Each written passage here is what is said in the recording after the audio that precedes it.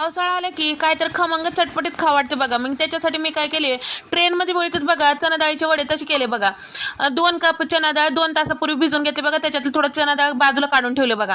नंतर त्याच्यामधलं पाणी पूर्ण काढून टाकले आणि मिक्सरच्या भांड्यात टाकून घेतले. थोडं लसण जिरे अद्रक सगळं टाकून घेतले बघा. आणि हिरव्या मिरची 2 लाल सुक्या मिरच्या बी टाकून घेतले. थोडं भरड काढल्याने काढायचं, लय बारीक काढायचं नाही. नंतर बाजूला काढून ठेवलेलं चना डाळ बी टाकून घ्यायचं. हळद चाट मसाला आणि धने पावडर गरम मसाला टाकून घेतले. कढीपत्ता कोथिंबीर बी टाकून घेतली, बारीक चिरून टाकायचं. मग चवीपुरतं मीठ टाकून घेतले. 2 कांदे होते छान बारीक चिरून घेतले, ते बी टाकून घेतले बघा. 1 चमचाभर ओवा टाकून घेतले. ओवा टाकले की पचायला हलकं होते बघा. आता 2 चमचे तांदळाचं पीठ टाकून घेतले. सगळं छान व्यवस्थित मिक्स करून घ्यायचं. लगेच वडे करून घ्यायचं. काय लय सोपं आहे बघा. ट्रेनमध्ये पैसे देऊन खात्या.